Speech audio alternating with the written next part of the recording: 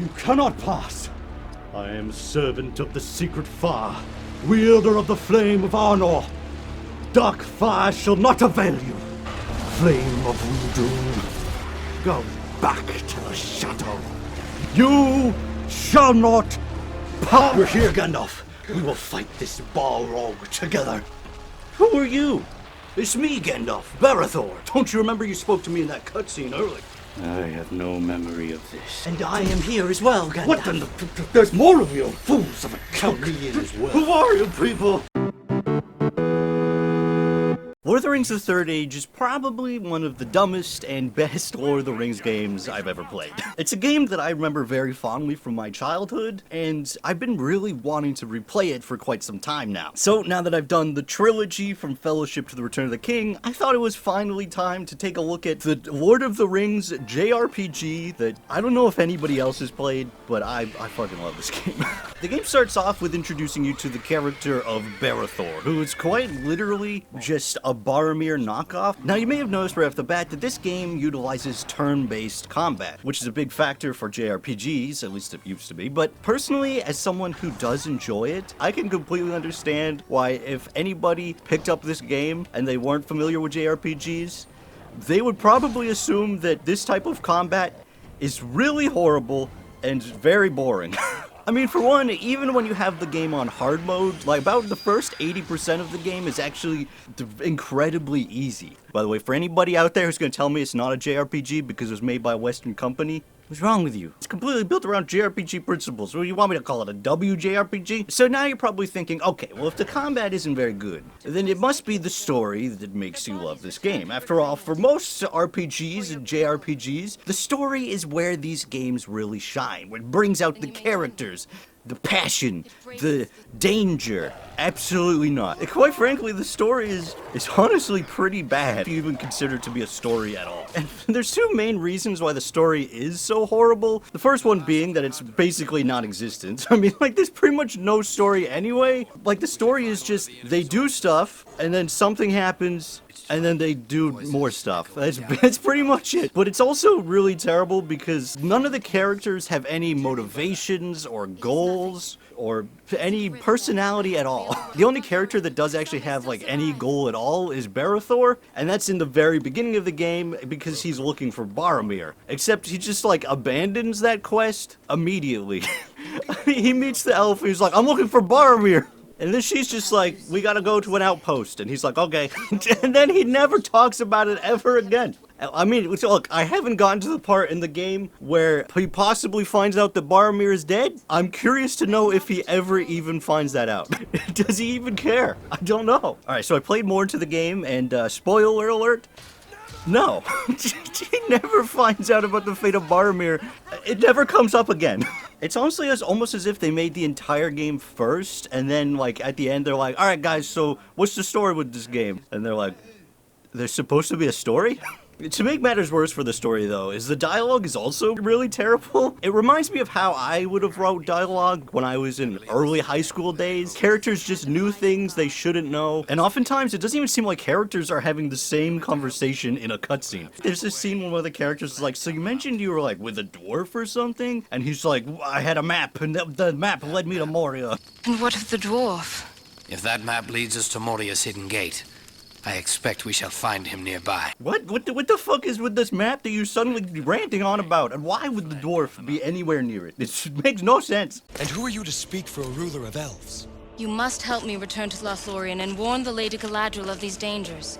Then you will know all. This never happens. You just get a cutscene that's like, the developers didn't make this part of the game. But that is, of course, if you ever even get a cutscene, because most of the time, there's just no story at all. You're just progressing through the landscape, going to see the next Lord of the Rings thing, and collecting the next Lord of the Rings item, which I don't hate, I enjoy it. But it kind of feels like there's just parts of the story that are missing. Like we were supposed to know about important plot threads or character developments that we would have had no idea about. Like, for example, when you finally get to, like, the rip-off Eowyn character, she's like, my friends, my family, they're all dead. I need to find who is left alive. And then the elf girl is just like, oh yeah, what makes you so special, bitch? It's like, whoa, jeez, what the hell is your problem? We just met this lady. She just lost all of her friends. Since you now prize the cause of these people over the elves, because of one pretty face. What the fuck is happening in these cutscenes? What cause of the elves? What is she talking about? Quite frankly, this kind of behavior happens pretty much through the rest of the game. Whenever there is a cutscene that sort of relates to these people, like the elf keeps on being like, "Oh, you can't be with me. I know that you love her and she loves you, and that you're supposed to be together." And it's like, what the hell are you talking about? These two characters have literally zero chemistry. They literally have like only talked to each other once, and it's when Barethor says, "I thought you were from Rohan," and she was like, "No." I thought you were of Rohan. Only now. That's it. That's the only interaction they have until the end of the game. Okay, so apparently I completely forgot about this cutscene where she's like, "Thank you for helping me," and he literally doesn't say anything, and then she awkwardly leaves. So I guess this was supposed to be their budding moment. It's really awkward. Also, this last guy here, he literally just shows up, and he's just like, "Yeah, I'm in the game now." The outlying villagers have been warned, so I now journey to Helm's Deep with you. Who the fuck are you? I thought maybe he was the guy we saved from earlier, so I went back at the footage and looked. And no, that was just some guy. So this person, the last companion, literally just shows up completely out of the blue and is just like, "Yep, I'm your last companion." I think when you go into this, you kind of expect it's going to be like a Lion King 1.5, like Rosencrantz and Guildenstern, where they're just going along kind of influencing things that happen to the main characters, but no. They are now the main characters, and all the other side characters barely even get a look in. Like, for example, when Gandalf is fighting the Balrog, instead of just being like, "Yo, Gandalf, you got this," they join the fight with him and are like, "Yo, Gandalf, like, we'll help you." And Gandalf is just like, "Oh yeah, quite. I knew you guys would be here for some reason." And it's from this moment on that you realize that this game is not taking place in the same universe storyline as the movies. Basically, you are now the main characters and the one destined to save Middle-earth, and the Fellowship doesn't matter. We couldn't give a shit about them. As a matter of fact, the rest of the game almost feels like a what-if universe where Boromir had lived. When I said that Barethor is literally Boromir at the beginning of the video, I mean literally, down to basically every detail. He even has a similar origin and begins his quest because he had a dream about finding the ring or whatever. Okay, so we've spoken a lot about fake Boromir, but let's take a look at the entire cast, because there are some interesting characters, I guess. I mean, they're interesting design-wise. None of them have personalities. They're all planks of wood. First off, we have fake Boromir. I fucking love him. He is S tier all the way. Then we have Idril. She's pretty cool. She's the elf lady who's like a ripoff of Arwen. I mean, I like her. She's really useful because she's the only support healer, so pretty much you're just stuck with her. And then you have the dwarf who's Hadhod. Now, this guy is unbelievably broken. He's not as broken as a character as as Barethor. As a matter of fact, both Barethor and Hadhod, they do the highest amount of damage, and they have the highest defense. You would think that, like, the archer guy would be able to do more damage but be weaker, but no. Nope. That guy just sucks. He's terrible. Oh, fuck, what is his name? Elagos. He's basically like an even lamer version of Faramir. The next character we get is Morwin, and she is the alternate love interest, I guess, character for Barethor. Now, she's a character that I remember not using at all as a kid, and I was really interested in acquiring again and seeing why that is. And as it turns out, even though she's a cool character, she sucks. She is so bad. She does no damage, and she has absolutely zero armor and zero health. To make matters worse, you don't actually get any equipment for her for a very long time, and when you finally do, like, all of the equipment, what you get for her at the end of the game is so much worse than the equipment that every other character had by the time you got her. What? Like, what the fuck happened? Were these supposed to be early on and they just forgot to make more pieces? They're just like, throw it at the end of the game, it doesn't matter. Which also goes the same for Aodin here, who just shows up and then just also has no equipment or armor until the very end of the game, when he has slightly better equipment and armor than Morwin. He does more damage and is a little bit more tanky, but is also still relatively weak and very easy to kill. I don't know who designed the stats for these characters, but it's horrible. Now, while you're looking at this list, you may have noticed something a little strange. You might have noticed that there is a character who's seemingly missing. Where is the Hobbit? Well, there is none. As a matter of fact, there isn't a single Hobbit in this entire game.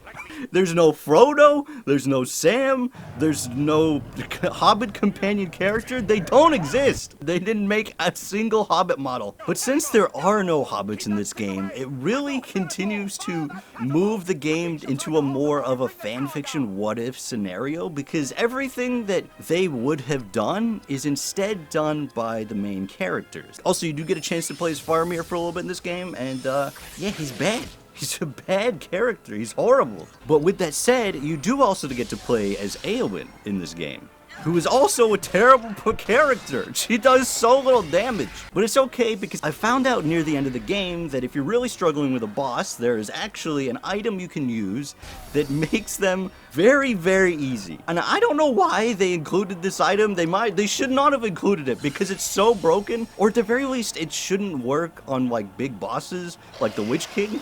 Because what it does is it removes all the armor from your enemy for the entire battle, which means that you can go from dealing like 5,000 damage with every hit, and they've got 200,000 hit points, to dealing 30,000 damage with every hit, and you can kill them in one turn. When I found this out, I was like, are you fucking kidding me? Basically, it takes some of the hardest and incredibly difficult moments in the game that you really have to strategize for and grind for, to some of the easiest battles in the entire game. Now, once you get through all the levels, you get through Moria, you get through Minas Tirith, you defeat the Witch King in Pelennor Fields, and then you talk to Aragorn, and you're like, Aragorn, what do we do next? And Aragorn's like, it's time to head to the Black Gate. And I'm like, oh damn, this sounds epic. We're probably gonna be an epic final battle. We're surrounded by enemies, waiting for Frodo to destroy the ring. No, that's not what happens. Instead, you fight the Eye of Sauron.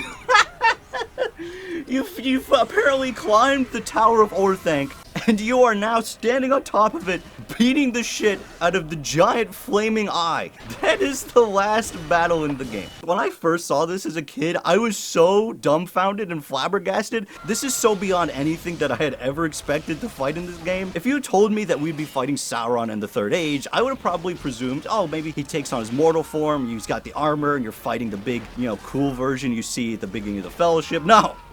The fucking eye. Which, as it turns out, you can also use the item that removes all the armor on.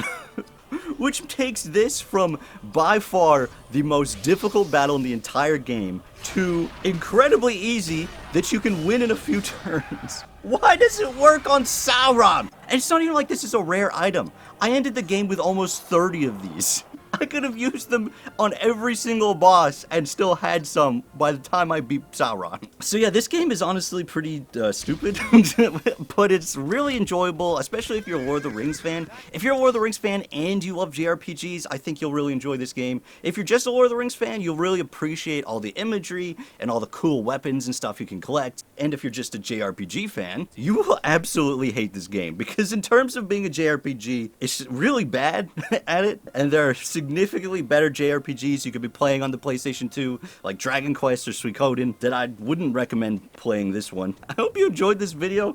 This game was really fun to replay. It's so stupid, and I had a really good time with it. I'll see you guys next time in the next video I do. Goodbye. By the way, there's this part where Denethor runs out of the castle, he's on fire, and Berethor just goes, hey look, it's Denethor. It's just fucking hilarious.